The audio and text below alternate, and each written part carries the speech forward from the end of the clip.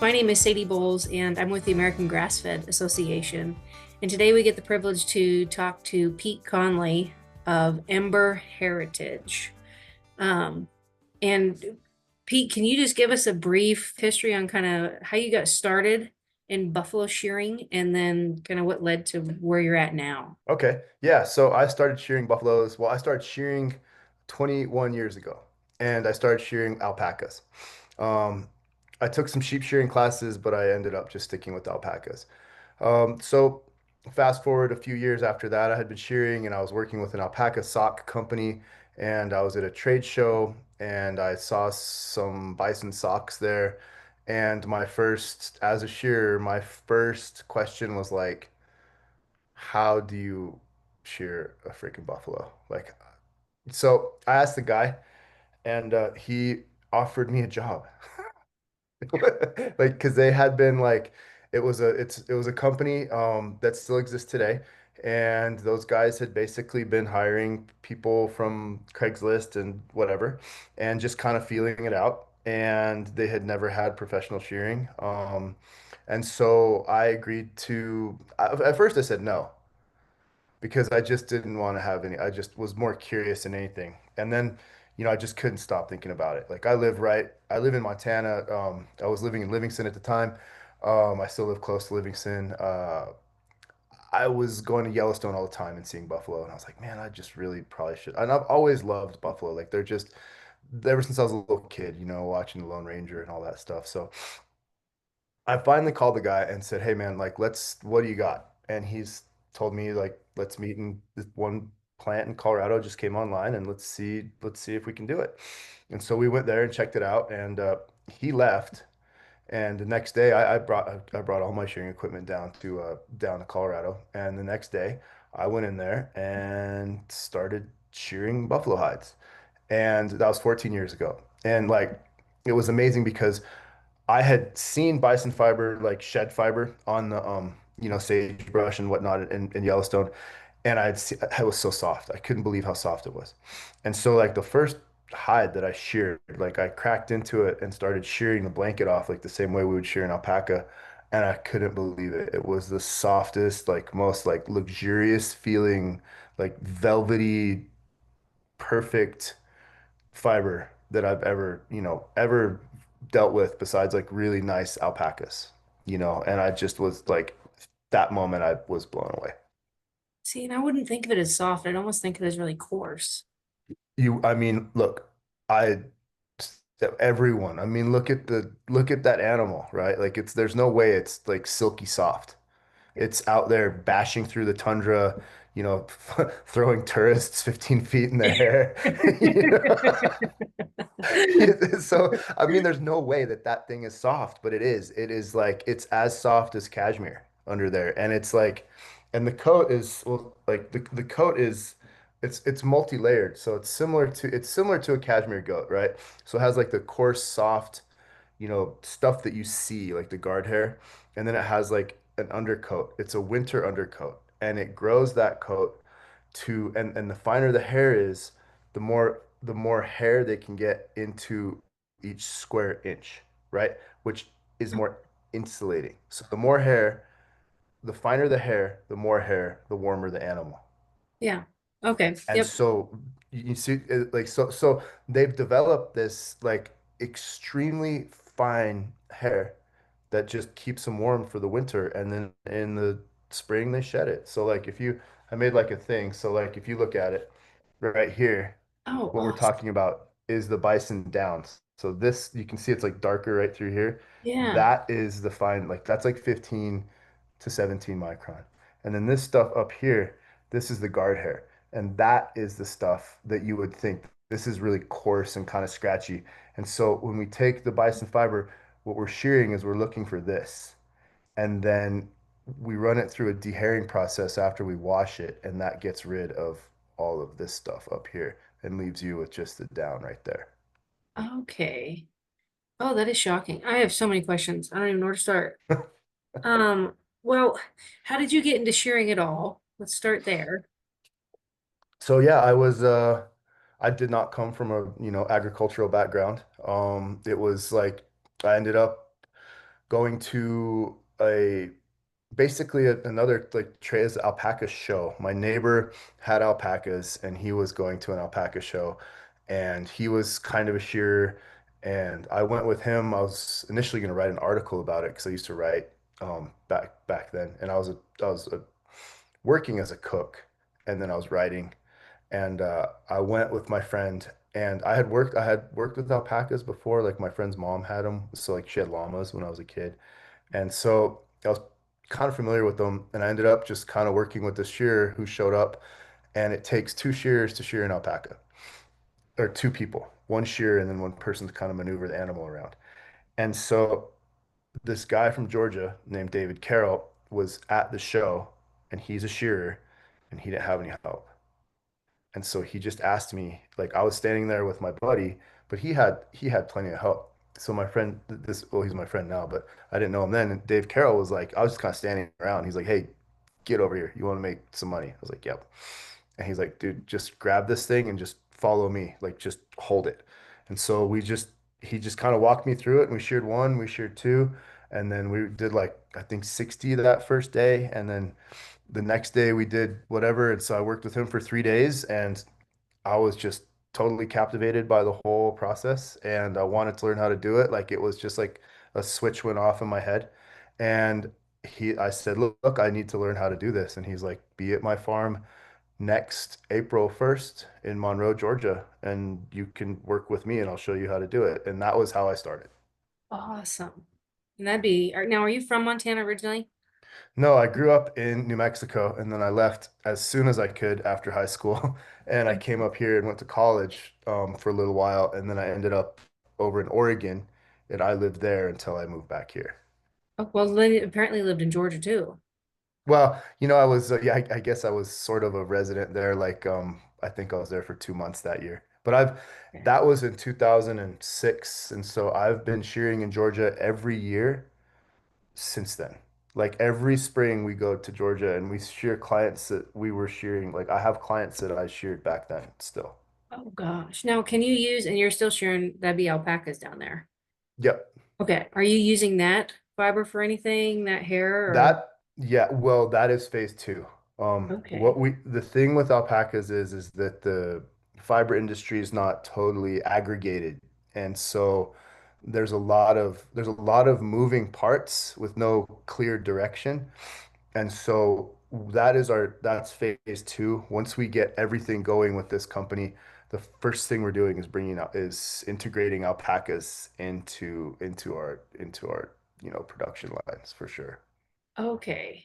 So, and whenever Carrie, my boss, kind of brought you to my attention, and I was thinking like, okay, so shearing buffalo, because I've been down to Brush and I've been through the processing plant, and they can be and work at the sale barn here close to us when the buffalo would come through, and they are, I mean, feral. Yeah, And so that's yeah. what I initially thought, which you had clarified with me. But so you're taking, this is kind of a two questions in one. So you're taking the hide Yep. and then and shearing that. But is there like an age group that they need to be or a certain time of year, or can you just any time of year? Because I assume buffalo would be pretty woolly in the winter. So the age group, think I don't know what the regulations are right now, but I think the animals that come in have to be 2 years or older. Okay. Because I think that's FDA stuff. I don't know if it's National Bison Association or FDA, but I'm pretty sure it's 2 years. I could be wrong, but that's what I've been told.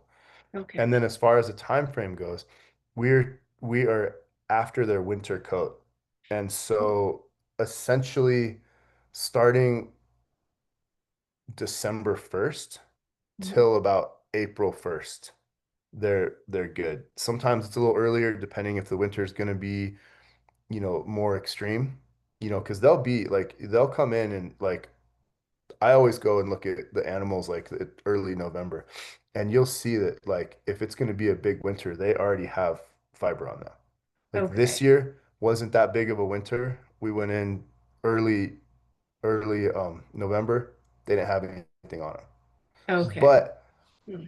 they still have some winter coat and it's still worth it for us to go in even if like the staple length is of the winter coat like even if even if this part is shorter, because that's the staple length right there, even if this part is a little shorter and it's not like as long, the bison are still going through the plant. They're not coming back. And Okay. so we'll go in there and get it because there's stuff we can do with the shorter staple length. It's just not necessarily going to go into like the highest quality woven next to skin goods just because it doesn't, it'll fall out when in the milling process. Okay. So you went from alpacas to then doing bison. How do you make that step? Which then I'm going to work that towards how do you have a market? Like, where is that? But how did you get from alpaca to bison?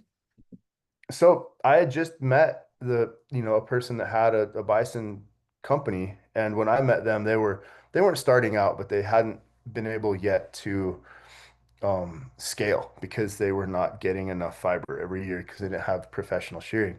So when I came in and was working with them, that allowed them to scale at a steeper, better, like Yeah. make more products to sell more products.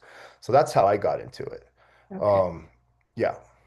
Okay. And then, so then you broke off and did your own, you have your own business, which is Ember Heritage. We want to make sure we Yep. cover that. Yep. Emberheritageapparel.com. Okay. What are all the things? I mean, what can be made? And are you making these products or are you just shearing it, shipping it off and they get made? Like, what's that process? So the things that can be made are like right now, the different companies that are using bison fiber are making hats, gloves, socks, mostly socks. Mhm. We make good socks in America. It's easy to it's easier to make a sock than it is to make anything else. Um, and so those companies are mostly focused on socks and like accessories. Mhm. Um, I saw I saw a huge opportunity because the fiber's so good. And because of my background in shearing, I've sheared all over the world. Um, I've worked with mills in Australia, like big mills in Australia and New Zealand. I've been to Peru and worked with mills down there. And so I could really see a huge opportunity to kind of pivot bison fiber towards something other than socks. And so what so that's the first part of your question is I Yeah. saw something more there. Like, I mean, socks are awesome. I love socks. I actually have some on right now. I designed some socks for some other companies. They're still in production. They're great. And we might even at one time make a sock with Ember Heritage. But I saw an opportunity to kind of branch out and really see what bison, like what that fiber is. Because like I've seen vicuña, it's also got a short staple length. There's a lot of companies that work with cashmere that have short staple length. And there's some technology out there in the world that's really starting. There's a lot of people doing like recycled cashmere, which is recycled wool, short staple length. So a lot of these technologies can be applied to this fiber. And so I just thought that, you know, so to answer your second question, we shear it and we have it scoured and then we dehair it, which is different than the other companies. They will go overseas. Or traditionally, they've gone overseas or out of the country for dehairing because we don't have dehairing necessarily in America. We have one machine and it's good. And the guys that are working that use the machine, they know what they're doing and they do a good job. But I found a machine at American Woolen that's been basically dormant since the 2000s, early 2000s. And the president of American Woolen and the vice president um, showed me the machine. It was initially brought over from Italy to dehair cashmere and camel by an Italian clothing maker called Loro Piana, who owned the mill at American Woolen before the current owner, Jacob Long, purchased it. And so this thing's been sitting dormant. And I sheared some, we sheared some bison fiber, we scoured it, and we shipped it to them. And then we went over and ran and dehaired it through their machine. And so and so then we actually then, as being partners with American Woolen, they made the fabric for us. And Okay. so that's how, and then so we have our hands on every part of the operation, as far as like we're shearing it, we sort it and grade it. We send it off to be scoured because we don't have professional scouring train. We get it back and then we meet it basically at, or we take it to American Woolen and we run it through the dehair and dehair it to our specs right now with Okay. their dehair. Okay. And you said that was in Italy? No, that's in Stafford Springs, Connecticut. Okay. Everything we do, so we are the only company that uses bison fiber that has a 100% American manufacturing stream. So we scour it in America, we dehair it here, we make the fabric here, and then we make the garments here. Everyone else uh, has something going on overseas or out of the US, say, Canada or something. Yeah. And so what are you making with it? Because you said you're not doing socks, you're not doing kind of the mainstream. So what are you making with this? So we've made a fabric with it, Okay. and the fabric is like it's right here in this shirt. Yeah. So this fabric was made at American Woolen, and that is 30% source verified American bison shorn by us, and then 70% superfine American merino wool. Okay. So it And has so to we be made incredibly that. warm. Yeah, it's a 21-ounce fabric, and it is like, yeah, it's super warm, it's durable. I've had that sample, that prototype since October. I've worn it in every situation because I had people saying like, well, that you're gonna wear holes in that fabric and this and that, just because it they didn't know no one had tested it.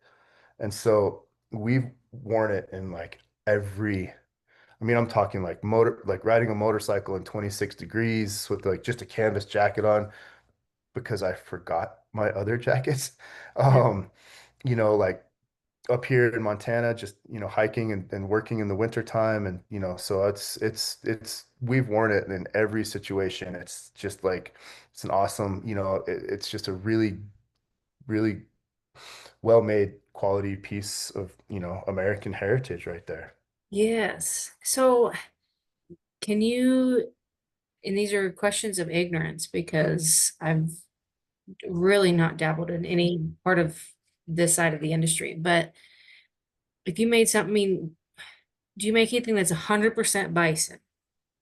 No, not yet. And Okay. like most of the stuff that bison being having such a short staple, it would be really hard to make it. So like there are things out there that have been made like with 90% bison, Yeah. but it's hard to get beyond that. Okay. Okay. And what would be the durability of Well, it's that? the strongest fiber, strongest natural fiber, like tinsularly. So like the strongest. Okay. It's it wicks water. It's like the one of the top ones that wicks water better than wool.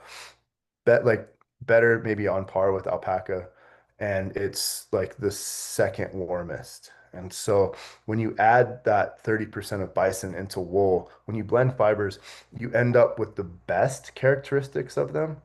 And so by blending that wool with bison, you end up with a lighter, more durable fabric that's going to wick water faster and be warmer. Okay. And are you shearing any of the sheep then to get the merino? No, that's out of my wheelhouse right there. Sure. Okay.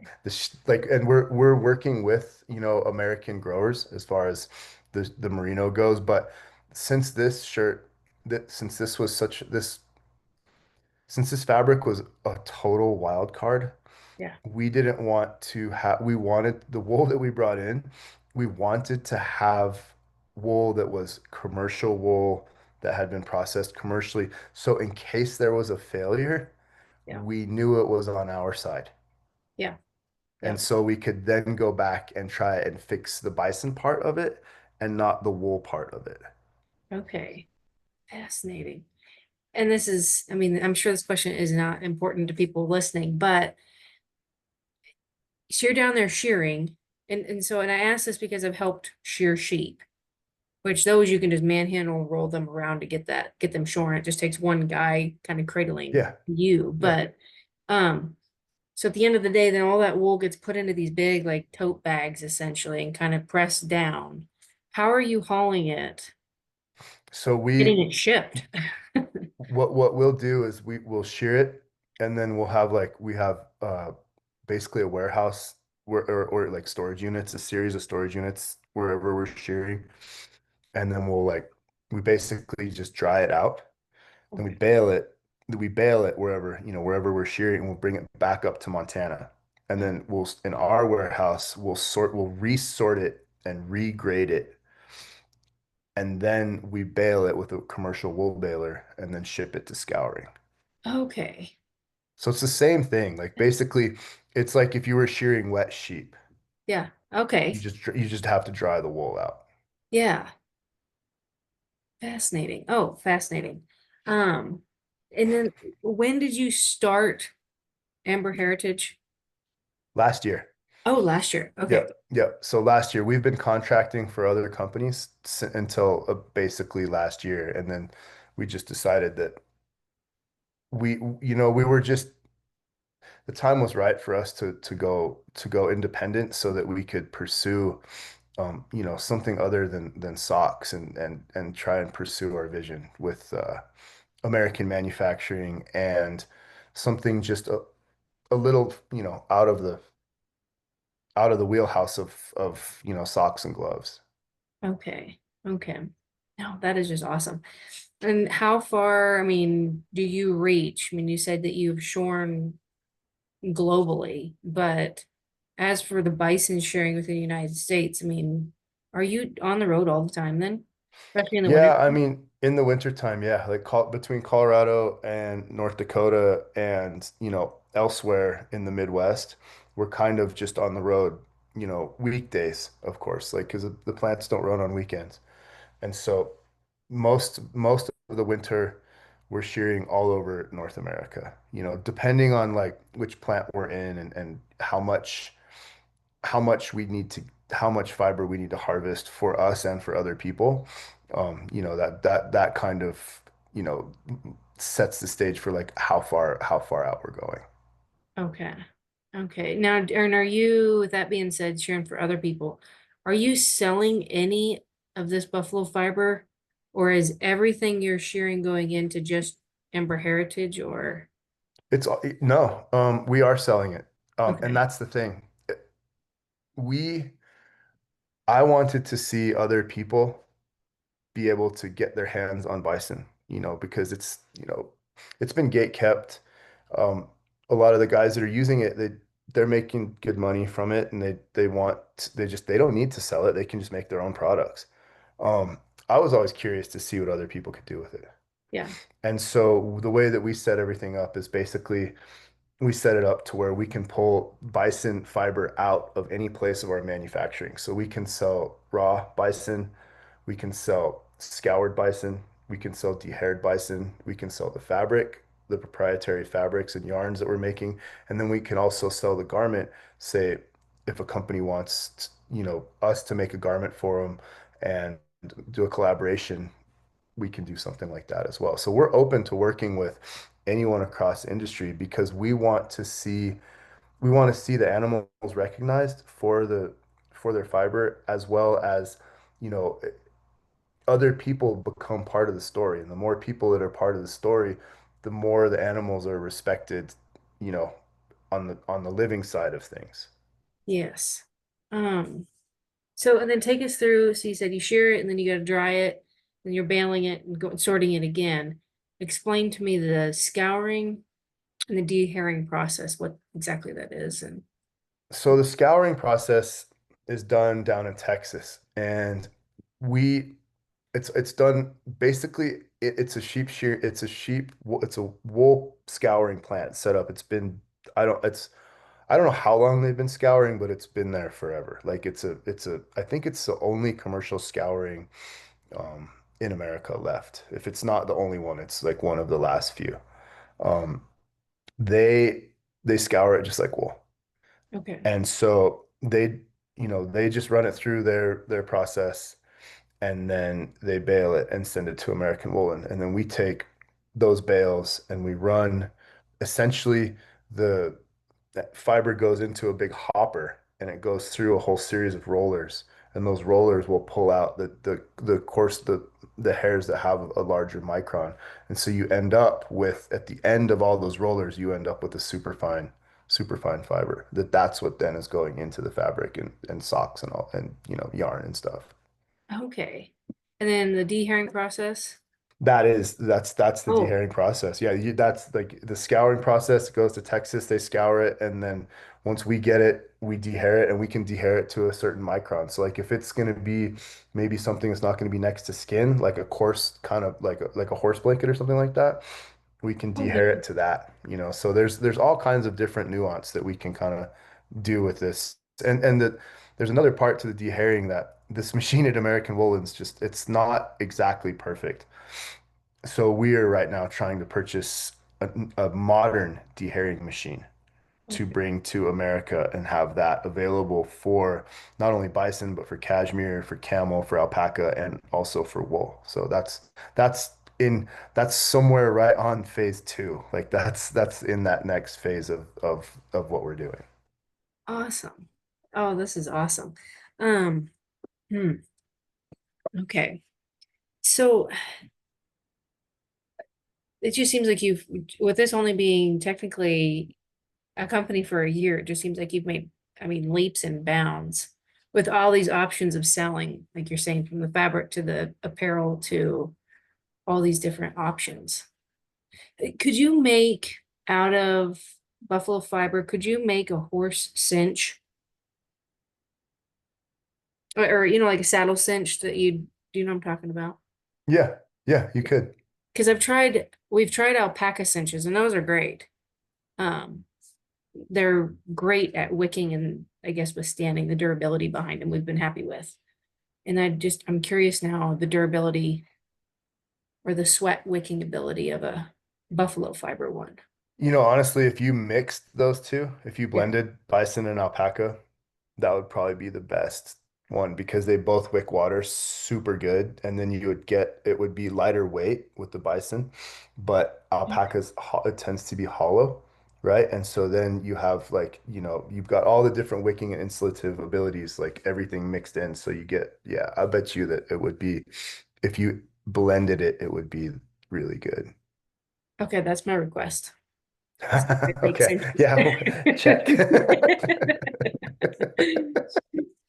Gosh, that is too cool. Is there anything that I missed in means of, I guess, just bringing this forward that it's even an option because I really had never even thought about it. Yeah, I mean it's crazy. It's the last natural fiber that has not been explored. It doesn't like nobody really knows about it. Like we're working with MSU right now, setting up a database with those guys. Right. And again, the sky's the limit with this because like it's never been like the people with big money for like R&D haven't ever been able to get their hands on this stuff. And Okay. so that's where like this whole project, like that's where the exciting part of this project is like just when somebody gets with the money behind them and the knowledge of like, I mean, we're working with like the best, craftspeople in America, right? And they're awesome.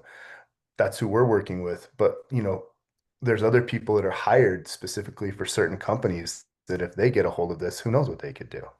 Right. So Right. yeah, that's why we basically are trying to open it up so that like other other people that have more access can do more things with it. Yeah. And how many, I mean, you're the first buffalo shearer I've actually probably talked to. Are there a lot of you within the United States? Or are you one of a No, very select no, there's few? like it's basically me and my family. My daughter shears. Um, there's a couple other people, that in my that shear that I've worked with. All those guys that I've hired basically have tended to just stop doing it because of one reason or another. Yeah. And then there's a couple other people that are out there kind of shearing, but they're not shearers, I mean, they don't have the background that we do. And so it's not rocket science, but it's not easy either, right? And so you have to know what you're doing in order to keep the fiber good, right? To keep it from getting mixed up and contaminated and all that stuff. So there's a lot there. So Okay. And is it, I mean, now whenever you're shearing, are you getting right down to the hide, like real tight to that hmm hide? Okay. yeah, same as a sheep. Like so like when you're done shearing it, it has that same like shearling feel, you know. So Okay. it's the same. I sent you some videos and you'll see how close we get because if you're familiar with sheep shearing, you'll see exactly how the machine's getting through the fiber. Okay. No, that'd be awesome. And and you might not want to answer this, but so I've been through brush where they were the processing plant for those bison coming in, and that would have been from Ted Turner. Is that, do you think that's going to continue now, or do you think that I, you know, is going to go, or I don't know. Honestly, I mean, Brush, like the guys that run Brush know their stuff, and the owners, like they're professional. Like, I mean, I was the first. I haven't sheared there for a couple of years, but I started the program there. okay, Um, okay, so, but like, I would think so. Yeah, okay, yeah, and it's an awesome like everyone that works there. Like, I'm still friends with like I still have I still text back and forth with people that I've met there. So, it's a good operation, and I don't see why it wouldn't continue. okay. No, see, and I assumed you were still down there shearing, so, but good, good, good, good. Well, did I miss anything? You answered all my questions.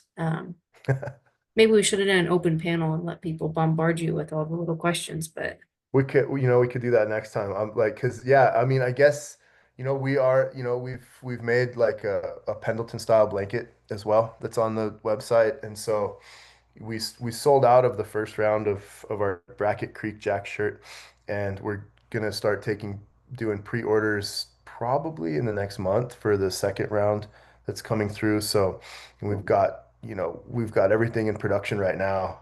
So yeah, it's just we just finished alpacas like literally last week, and so now we're full speed on bison again. So okay. Now, in that shirt, say that again, Bracken, the shirt you showed it, us. it's the so the we I live in Clyde Park, Montana, and there's a creek just right out here that's called Bracket Creek, and so our jack shirt is named after that creek, and so it's the Bracket Creek Jack shirt. Okay, and that's the shirt you showed us. Yep. Okay, awesome, awesome, awesome. Um, well, now what happens? Because we might get this question for some, AGA producers that are finishing out bison. Can anyone reach out to you and be like, hey, can you come share my buffalo? Or Yep. I mean, how Yep. far you gotta Absolutely. have at least how many head to travel though? Well, it just depends, right? Like we'll have a conversation with anyone, Okay. and see if it's just a function of trying to get like I mean if we could line up a loop like how we do with alpacas, Yeah. then it doesn't really matter how many they have as long as there's enough in a region for us to come through. Okay. So Cool. and again, this is also new. So we're like anybody that's interested, feel free to contact me with any questions, right? Because again, this is very new. And so any question is like, definitely worth answering or Yeah. trying to answer. Okay. And oh, this is an obvious question I didn't even think of. Um, one buffalo, whenever you're done shearing, how much? I mean, do you weigh it in pounds? Yep. Okay, how many Yep. pounds then of fiber before you ever go through scouring or dehairing? How many pounds? We're looking at like, so if they're really downed up, like let's just say best case scenario, Yeah. 4 pounds, 4 to 5 pounds. That's it. hmm It's not a lot. It's not like a sheep. And Oh that's my like a good, gosh. like we can get six if they're coming from if it's really heavy winter and they're loaded up with fiber, we could pull 6 pounds off of one. That's pretty rare. Oh my gosh. And that's before this. That is crazy. Yeah. Yep. And so you scour it and you've got loss there, and then you Yeah. dehair it and you've got loss there, which is Yeah. why it's priced, raw bison is basically priced right up with, cashmere Yeah. because it's so finite. Yep. Okay, so you are not traveling 8 hours just to shear one bison. Yeah. No, Oh my No, gosh. no. But, you know, a smaller packing plant, right? Yeah. That maybe is processing 20 or 30. Yeah. Sure. Yeah, we'll Yeah. go for that. Now, okay, so then how many pounds do you think makes it in, uh, well, I guess it's 70% merino, but how many pounds do you think makes it into a shirt? Or ounces, maybe? I think each shirt is 1 pound. There's Oh, 1 pound of bison in each shirt. cool. Oh, that is too cool. What a connection to to the land and the heritage, like you're saying. That is, Yeah, yeah. And it's like, and the cool thing too is like someone that's never, maybe they've seen bison at Yellowstone, or maybe they've, seen them even in a zoo or some kind of wildlife park, and they live in, Dallas, whatever. They're part of the story. yeah. If they work with like they go and buy a bison product, whether it's socks or our shirt or someone else's stuff, they put that on and they're part of the story of that animal, coming back and regenerating, and then the modern understanding of of what they're doing. And if you're just happen to be wearing this stuff, you're part of the story. And it is American. It's an American story. This is a mammal that was the biggest herd of mammals to ever roam North America, the Americas, right? 60 million or something, so you're one individual is part of that. Yeah. And then so it's cool because it connects everyone right down to the land, and we're all here. So it's pretty cool. Oh, that is awesome. No, I really appreciate you sharing your time with us today and Oh, you bet. walking me through it. I know I had way too many questions coming in. I didn't even write them down because I knew I was going to have more than that. But that just thank you for your time on that. Oh, you bet. Absolutely. Absolutely. If people have questions or if they have 20 bison that they're going to get butchered, they can reach out to you through Ember Heritage. What's your website? Emberheritageapparel.com, and you can email us through that. We're pretty active on Instagram, and we need and love sharing all this stuff. So followers, or come follow us on Instagram. It's just Ember Heritage. And yeah, any of that stuff on the website, my phone number's on there. You can call me, so and we try to make ourselves really available for people, and any questions, just feel free to reach out. Awesome. Awesome. Awesome. Well, I guess I'll wrap us up there, but I just thank you again for your time. I really do appreciate it and Oh, sharing your yeah, story. you bet. You bet for sure. Thanks for reaching out. Definitely appreciate it. Oh, yes, sir. Well, and hopefully we'll get to meet here soon in one of these Definitely. circles some way. Yeah, for sure. For sure. All righty. Well, yes, sir. And that I guess that's it, everybody. We're gonna sign off for this week and um we'll be back soon.